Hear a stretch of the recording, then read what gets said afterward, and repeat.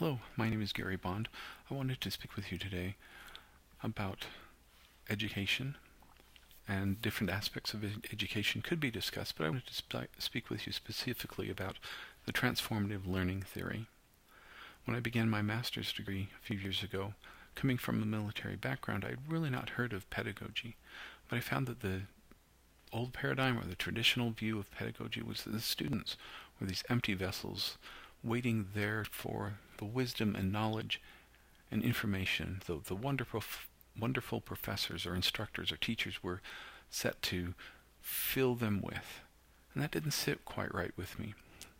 First, I wasn't really interested, because I'm a higher ed educator, really wasn't that interested in the teaching of children, which, according to Malcolm Knowles, pedagogy is the teaching of children, is one way it can be defined. So I started looking at his andragogy and realized that much of his work is now incorporated in a new paradigm of pedagogy.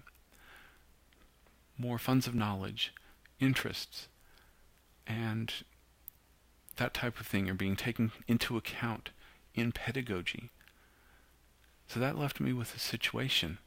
I was in a dilemma. Where do I go with adult education? Where do I look to find information on how to instruct and teach adult learners?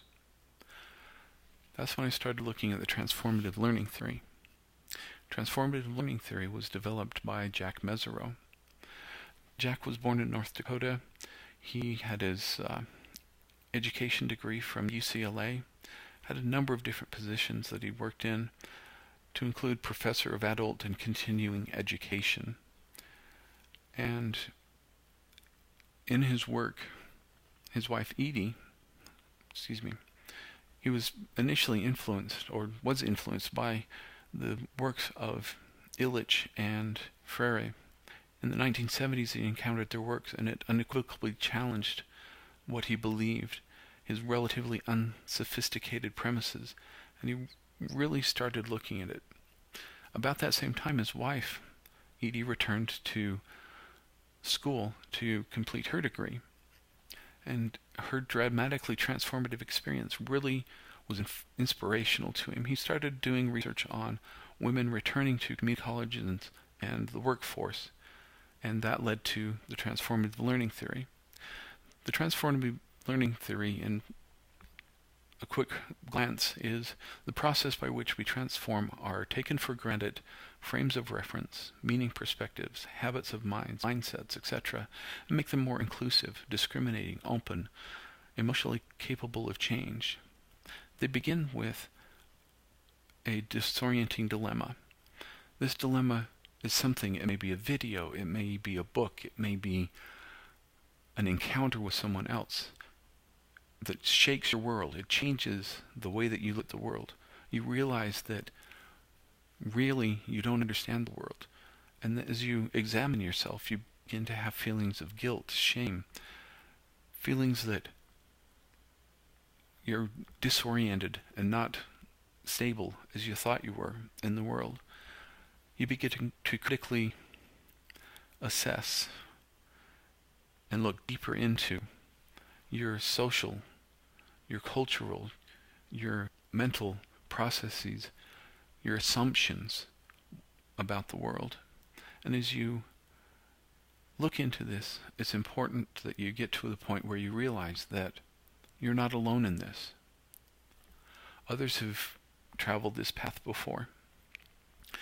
There's others there along the way traveling with you that are willing to share, that have been through the process, that are willing to help you negotiate through changes similar to what they've been through. This gives you hope, and you begin to explore new options, look at new roles, new relationships, new actions.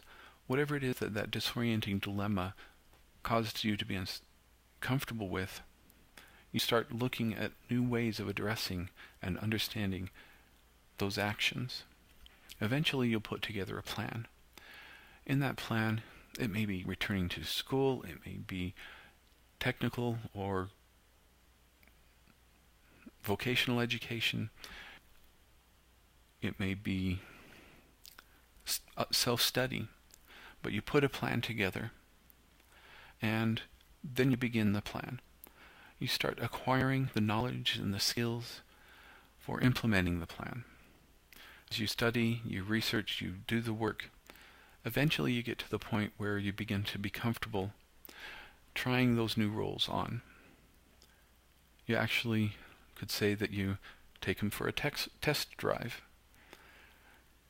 You begin to experiment with how comfortable is this new role, this new action, this new relationship making me feel in reference to that disorienting dilemma. And as you go through more and more test drives, you begin to become more comfortable, more self-assured, more self-confident, and more competent in the roles that you are taking on. You may become an advocate for others. You may be comfortable with new technology or comfortable presenting. Eventually, you will get to the point where you reintegrate yourself back into your life with these new roles, new actions. And it may be graduation, it may be taking into account what you've done